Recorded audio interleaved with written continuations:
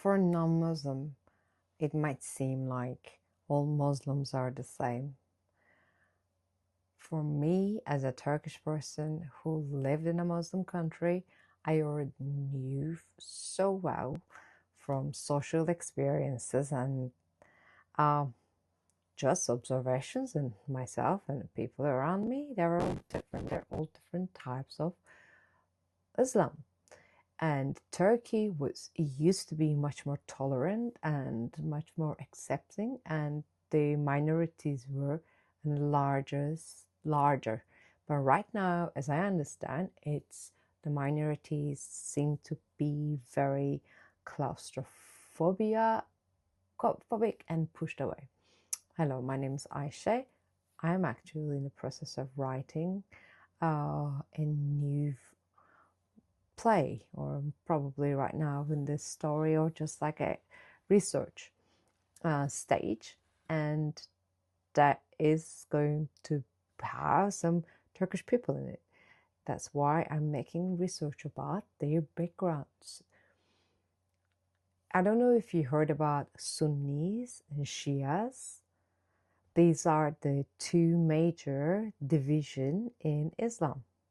So the main one is the Sunnis, which is the Arab world, which has more of a religious dogmas, more of a punishments and obedience and rewards, um, and not much respect to women, not much respect to you know.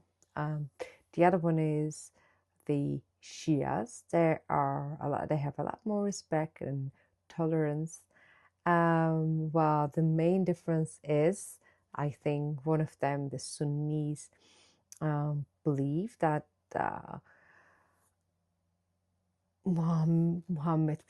Prophet Muhammad didn't leave a successor after his death, and they chose the Abu Bakr, and Shias believe that he left the successor, and there was Ali. So, and they followed his path. They they have a lot better and nicer for the social life, understanding way of living. So they do not accept the horrifying conditions. If you're in a horrifying condition, you can actually get rid of the leader, kind of thing. Turkey is led by a Sunni religious leader and his party for the last like 30 or 40 years. It's a changing times, 30, 40 years. But when you put these aside, those are the main two. There's another two. One of them is Sufi. You might have heard about the Rumi. Is it like 1200s or so? Yeah, from Konya. Like whirling dervishes, Sema, and the other one is Alevi. So Sufism is more recognized in Turkey and more recognized in the world, um, because it's more of a mystical branch of Islam, and especially probably Rumi has left grandiose um, poetry and works. But then there's this other one, the last little one in there, which is called Alevi. It has, like, I've been hearing some horror stories during my work from the Turkish people who left Turkey. What they've been through as Alevis there is, it's really tough. I mean, I would never want to. I don't think I would have believed in those things were happening in some part of my brain. But like those people they're going through quite big traumas and stuff. So they have.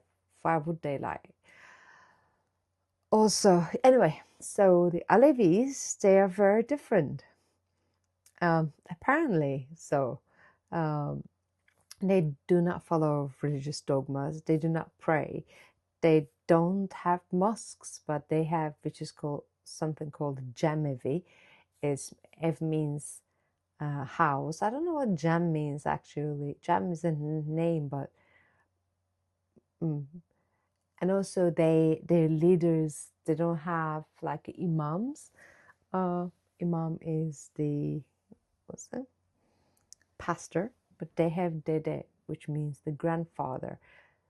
So I find it really interesting to understand those divisions, because when you know what kind of a background as a Muslim that person has, you can just put a face into it, like put a more character into it. But thank you for listening. I'm Aisha.